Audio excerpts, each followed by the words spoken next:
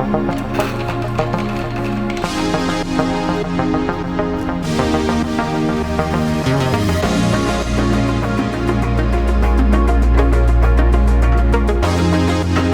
finally back, everybody. Welcome to the rebirth of our abandoned Evo 6.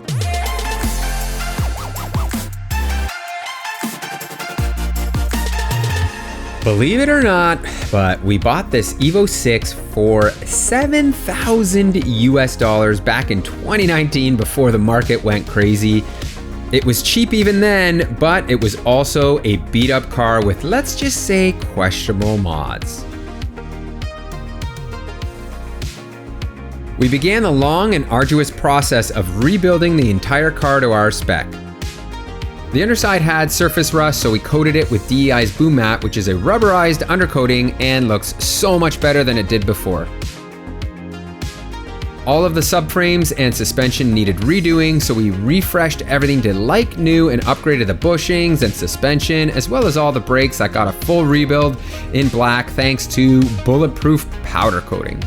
The interior also was tired and worn, so we did our best do-it-yourself attempt at making it better, which included wrapping all of the door cards and the dash in suede. We also opted for an AEM CD5 digital dash over conventional gauges, and the integration turned out so good.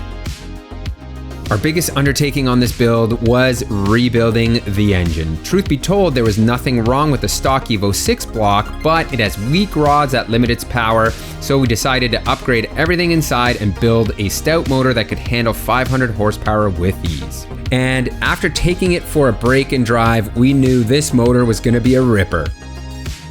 With a fresh set of wheels and a rejuvenated exterior, the Evo 6 was back to its glory. The engine bay was looking as fresh as it could with all the right mods. We were super pumped on how this build turned out. However, not everything goes to plan, as our dyno session started out great, but then this happened.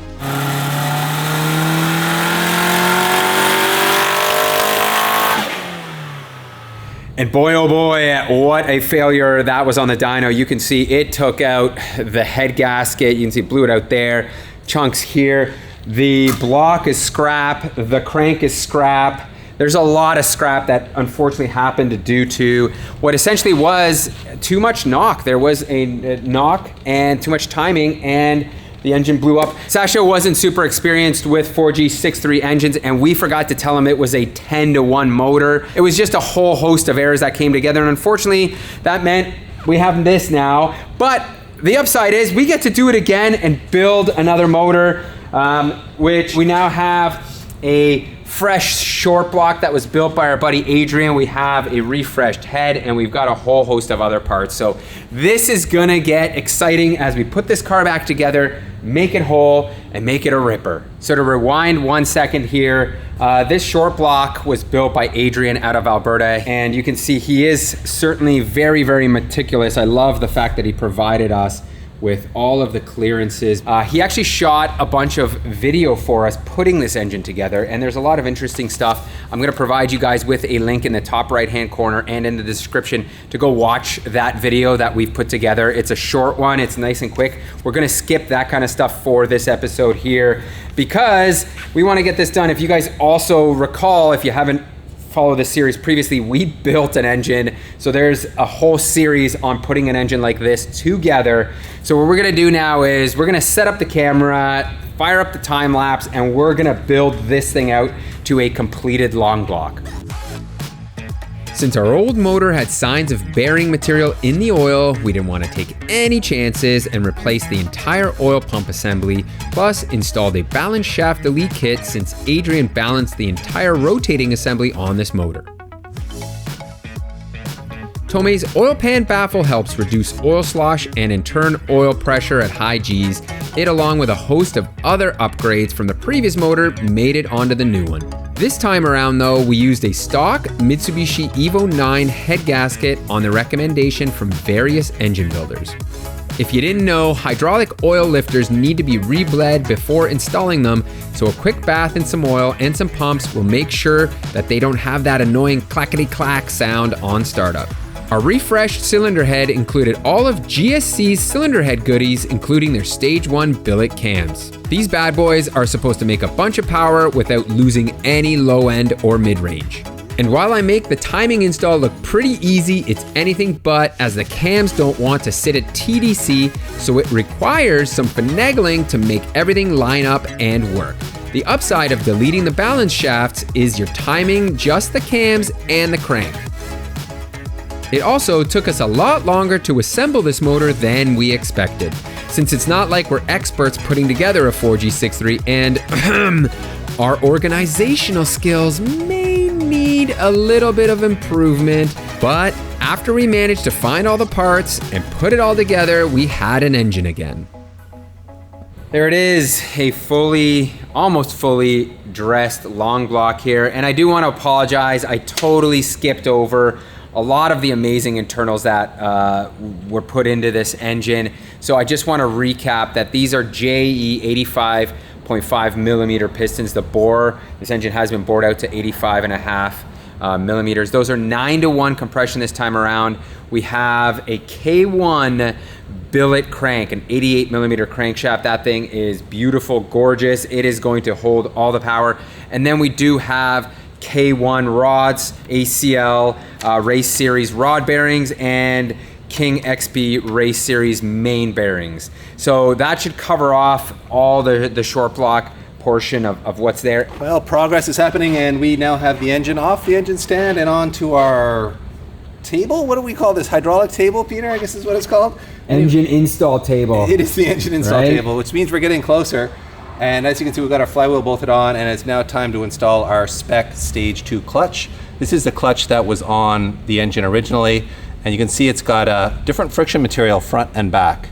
And that gives it more torque capacity than their normal like Stage 1 or Stage 2 clutch kits. This one holds 440 pound-feet of torque in this particular application, which is more than enough. And in our experience, the Stage 2 Plus has been a really good street/track clutch. We used it on our FRS, our S2000, a whole bunch of projects, and it's always been very good. It's got nice street characteristics. When it's cold, it can be a little tricky to launch, maybe even chatter a little bit, but once it's warm, it's really good.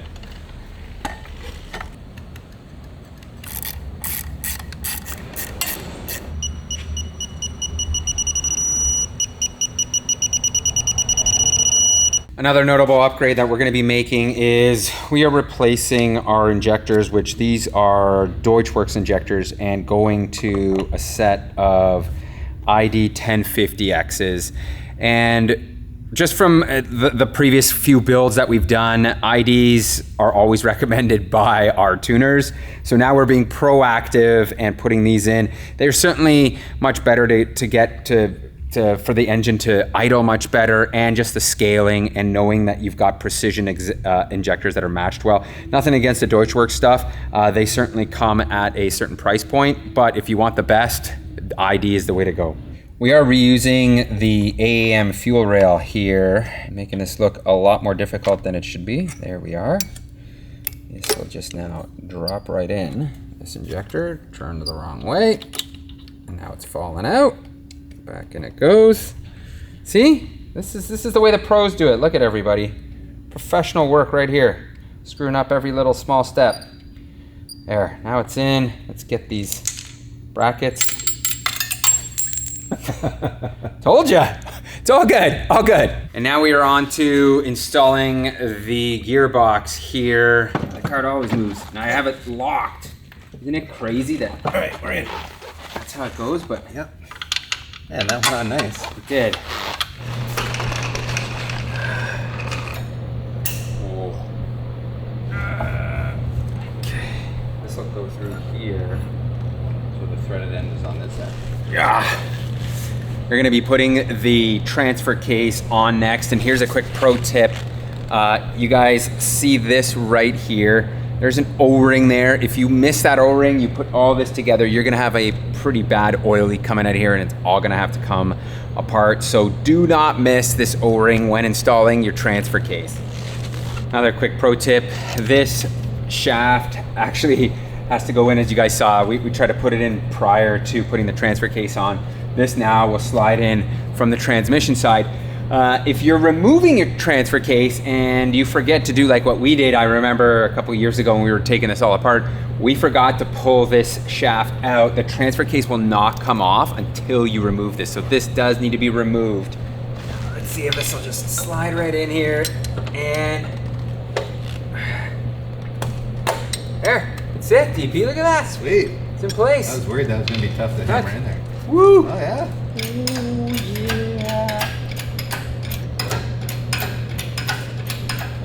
Oh, it's pissing. Of course it is. My God. It's a hole in the glove, I guess. Yeah. We certainly made that look real easy, didn't we? It's an Evo, so of course things go well, and without an oil spill, you can see we have what is a gargantuan oil spill.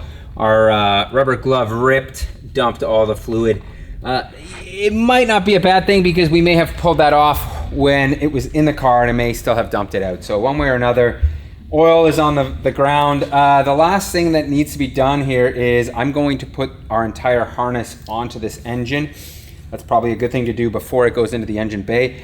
This is from Ohm Racing. They built us a custom harness, like a race spec one, mil spec one, for this vehicle. So it is probably a pretty easy install here. And the beauty of it is this right here, this like large pin connector. So this is a quick disconnect from at the firewall. So we now don't have to like fish wires down to the ECU. You just unplug this, you plug this back in. It's been a long time coming, but the Evo 6 is finally going onto the hoist here. And some of you guys were asking in a previous video, what is this setup right here? And this is from Ranger, which is a brand of bend pack, and it's essentially a car dolly for applications like this scenario where your subframe is gone, your suspension is gone, and you need to roll the car around. If we had two of these, you know, you could also get rid of the rear suspension and roll the car around. And it has been game changing. We usually used, you know, a bunch of plywood, like a rolling moving dolly, but now with this, like look I can do this myself, and it's just so nice having something that has proper bearings and that's rated for the weight. So it's been a huge savior for us. This poor abandoned car, the spiders have been busy on it. Look at this, so many cobwebs. Oh, what a shame. And spoiler alert, there is a new exhaust system coming for this car. We are saying goodbye to this. We've got something, I'll say very lightweight coming, which is gonna be awesome. I've seen photos, it looks really, really good.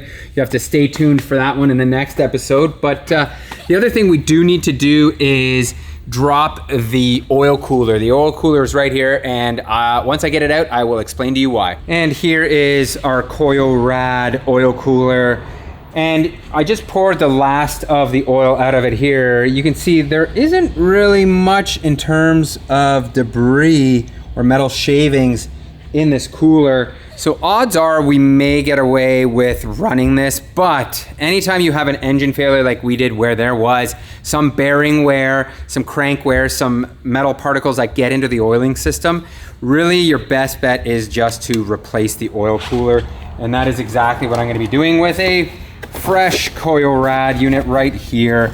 And it's just not worth taking the risk over, you know, what is essentially $200-300 in a new oil cooler. Yes, I'm gonna have to do a bit of fab work.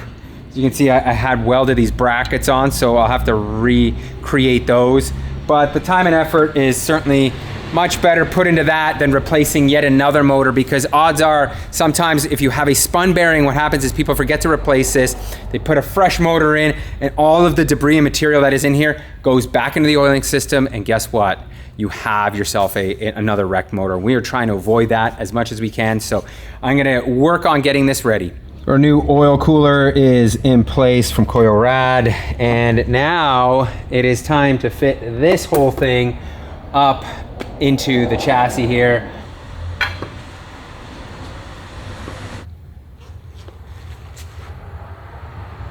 Yeah, keep coming. Oh, I see what's happening. It was touching the brake lines. Oh, okay. Keep coming.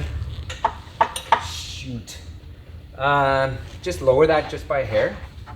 Okay, that's good. So I got it.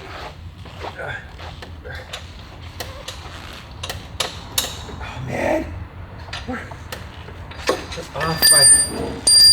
Ah, so little. Okay, we're in. Sweet. Okay. All right, I'm gonna lower this now. I think we're off. Okay. Yes.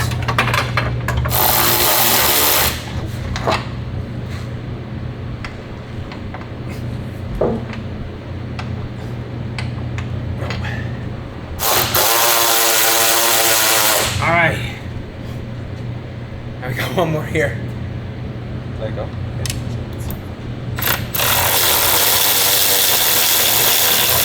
So that was a lot of fun. You know, you think these things just would bolt up, but what I've come to realize is this. An engine such as this has obviously the subframe that needs to be aligned, and then it has the engine that needs to be aligned because it attaches to the chassis. Like a rear-wheel drive car, usually the subframe is where the engine mounts live, so it's not attached to the chassis, so it goes up way easier. In this situation here, you can see we now are off here, so I have to figure out how to move the engine to get this engine mount or the trans mount lined up. Even more so, you can see this whole engine is like on a tilt here because this engine mount here now has to come up. It looks like it's almost like residing on here. There's no room, so I'm gonna try to raise this like that. You can see, there you go. It's doing things. It's coming up, yeah. Helping both sides, actually. That's good. And now let's see if the stars align for us. Nope, we're gonna be off by some sort of hair here. You know, a punch and a hammer, just, you know, get medieval on it, BT. Come on now. I might be able to move this a little bit here. Let's see. It's so close. Like, it's so close. Oh, that sounded good. There. There, it's through.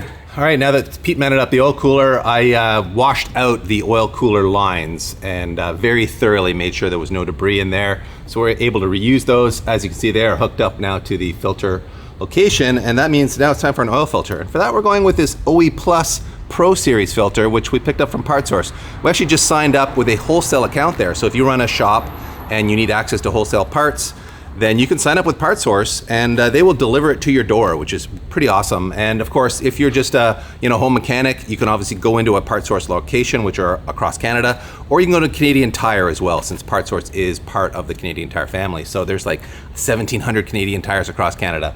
It's a huge automotive brand. If you're a car guy in Canada, you've shopped there anyway. And the nice thing about this OE Plus series is it comes with a 100% guarantee to meet or exceed OE specifications, so we know we're putting a high quality filter on here, and that's true of all their OE Plus parts. Especially for a break-in procedure here, right? Yeah, this thing will be on and then off real true. Quick, so. Yeah, it'll be living a short life, but it'll do a very important job to keep any debris that is left in this setup, out of the engine, out of the bearings. These transversely mounted motors, there's just no space, and I forgot to put the bolts in for the power steering pump. Well, there's your problem, PT. Oh, I know. You got to service the whole motor. Look at this. Look at this. I can barely Oh my God, yeah. get in here. Yeah, you guys can't even see it. It's okay because everything is covered. And then the angle is wrong. Oh, maybe I can reach around the back. Ooh. Maybe I can reach around the back. Like famous Okay. words. Oh. Okay. No. Oh, I dropped it. I dropped it. Yeah, of course, because, You just need to work on your reach around the back skills, that's all. Post in the comments. I'm sure the Evo guys may have some type of, trick or something, but like, what do you do? Just curse and swear? Just block out 2 days I know to what do the this? trick is, BT. It's called buy a Honda. Yeah, well, they don't make this kind of power until you swap them. Now they've got all-wheel drive Honda, so you're right. Maybe that is the key. K-swap all-wheel drive, and you don't have to deal with this nonsense. But, when you look at this car, Yeah, it's a beauty. it's just, is. There's no Honda that looks like this, DP, with these arches. Look at all these air ducts. Look at these fog lights, DP. Where was Honda when Mitsubishi was building fog lights like that? Look at this intercooler. It's got aggression. Look at the vents. Yes. It's all there. It's all there, but mechanics got aggression too, though. There's a lot of aggression going on. Yeah, you need a lot of patience with this. Here's my solution. I was able to get the old Milwaukee ratcheting wrench on here to get behind the pulley, which worked out pretty good. And that is now complete. We have a lot of other small things to do. Hook up the wiring loom, throttle cable, a whole bunch of coolant lines, vacuum tubes. So we're just gonna kind of put our heads down and power through this because we are pretty behind right now already.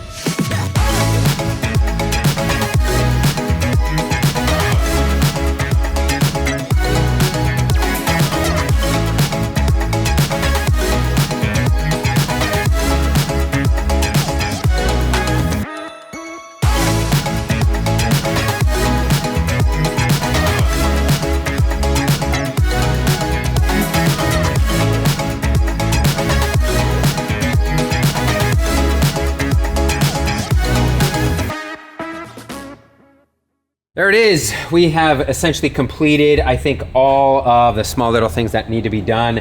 And that is gonna be a wrap on this episode. We apologize, we didn't get further. I really wanted to have the whole turbo system, like all the stuff installed, but an hour here, an hour there, like mucking around, just always ends up costing us, and it just turns into less progress happening, which seems to be kind of the theme with a build like this, where it's been sitting for 2-3 years. We don't know where anything goes, and we're always just like chasing our tails. But in the next episode, we have some tasty stuff coming. We are redoing our turbo kit. We will be using this Arctech cast manifold right in here. This thing is going to be much more compact than our full race one, and we've got a bunch of other great things coming. So the hope is in the next episode you will see this vehicle run. We are going to do the first fire on it. We're almost there. We don't have that much to do. So thank you guys so much for watching. If you enjoyed this episode, certainly think about giving it a like, subscribing, maybe sharing it to a bunch of your Evo buddies. We all know that. Or even your STI guys, and tell them, yo, Subi bro, this is the better choice, because really we all know Mitsubishi is the way to go.